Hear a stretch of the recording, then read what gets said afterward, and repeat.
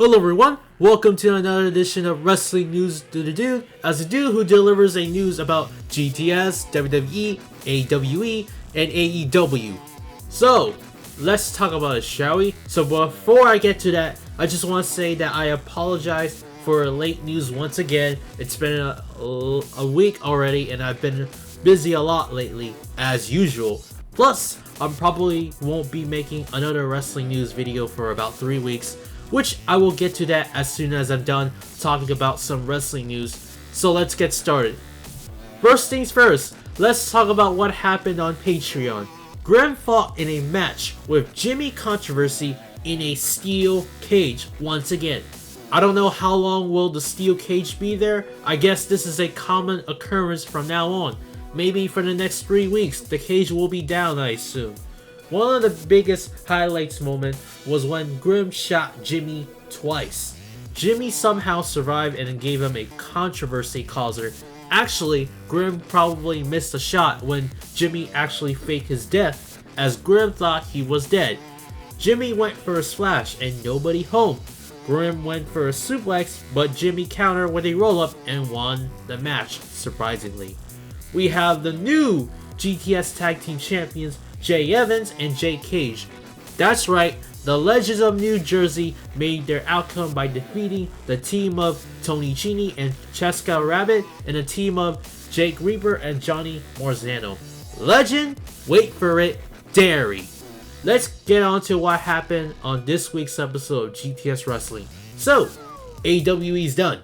Due to the fact that Kurt Bale cannot pay the bills for a rental house, not only that, he couldn't also pay a full amount of all the AWE guys except for Jimmy, Onslaught, and Mike Swanson.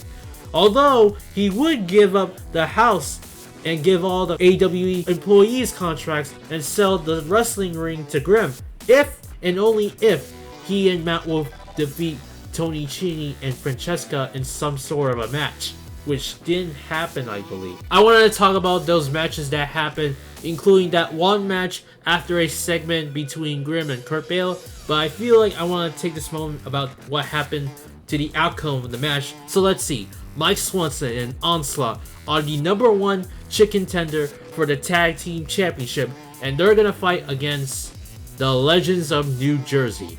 Ooh, a friendly match, right?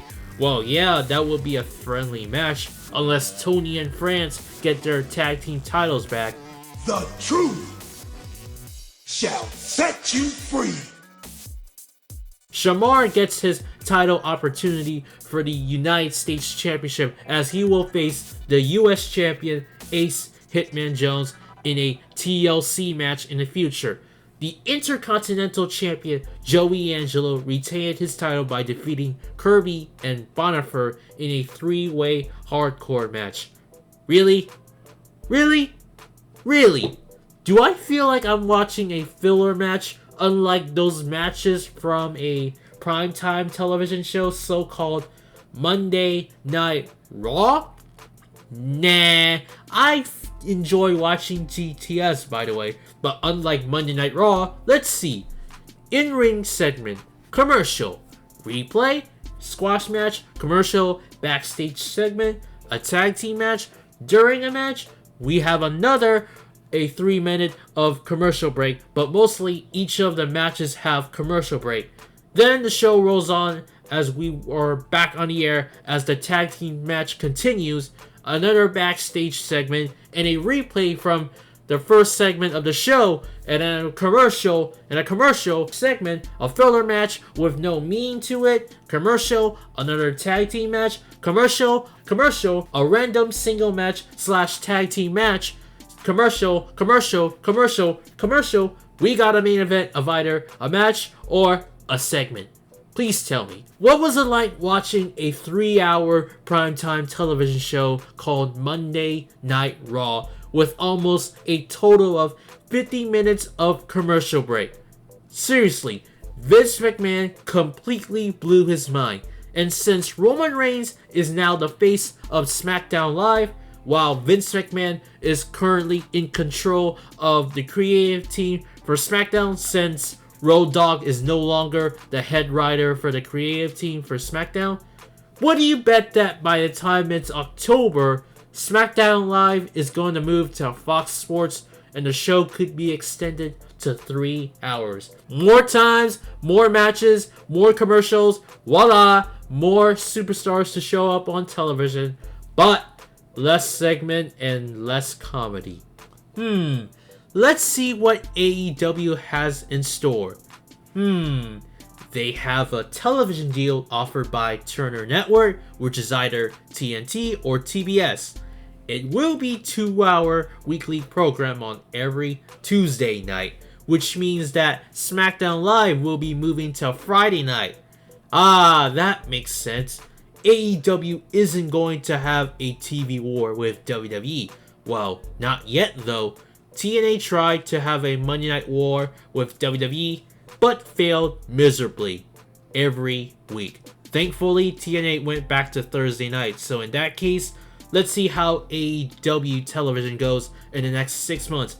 Oh yeah, AEW is going to be TV-14 by the way, so sweet. It won't be PG as Monday Night Raw or SmackDown. In other news, The Shield will have a final chapter on April 21st exclusively on the WWE Network. This will be the last house show that Dean Ambrose is going to wrestle as a Shield member. Would it be funny if WWE actually swerved everyone that Dean Ambrose would not leave the company, turning back on the fans and his brothers? Man, I wish this would happen, but sadly, he could be heading to AEW or taking a break from wrestling. Although he is not the only WWE superstar to leave the company. Luke Harper is also set to leave the company as he has already requested a release from WWE, which he already announced on Twitter though. Also, rest in peace Sanity, one of the most forgettable faction in WWE. They were being used as a jobber after defeating the New Day at Extreme Rules. I understand that WWE creative team don't have any plans for them, but when the team gets called up to the main roster, all they did was nothing. Just nothing. Perhaps that Eric Young is now on Raw. He could have a better career on Raw as a single competitor since he was great in the ring and a great mic performance. For Killian Dane, I'm sure Vince McMahon has a bigger plan for him in case of his size and his weight. For Alexander Wolf, well, I don't know if he's actually leaving, but there's been a lot of rumors that he's quitting the company. But that's probably not the case as he could be heading back to NXT. Also, another case why Sasha was upset with the WWE, not only that she was told that she and Bayley are gonna lose the tag team titles at WrestleMania, and it's because she didn't want to split up with Bayley because of the superstar shakeup though, and then the companies are gonna give her a couple of weeks off until Money in the Bank. She is booked for Money in the Bank, and WWE actually have plans for her to win the briefcase, which is a possibility that she could be heading back to the company. Otherwise, she's gonna quit and join with AEW. That's all I got for the news. As I'm finished with my wrestling news update, I want to address this from this moment. I won't be making a wrestling news video for the next 3 weeks, I believe, due to the fact that I want to finish up my college semester very strong, so I can do pretty well during the 3 weeks of absence on YouTube. However, there will be videos during my 3 weeks of absence on YouTube, so you will tune in and see what videos I have in store on YouTube. As a matter of fact, most of my new videos are now being scheduled for the next 3 weeks, unless things have gotten changed throughout my absences on YouTube. So there it is, no wrestling news with the dude for the next 3 weeks. So with that being said, thanks for watching this video. Please like this video, leave a comment, subscribe for more content, tap that little bell so you don't want to miss the latest video. As always, peace and good day.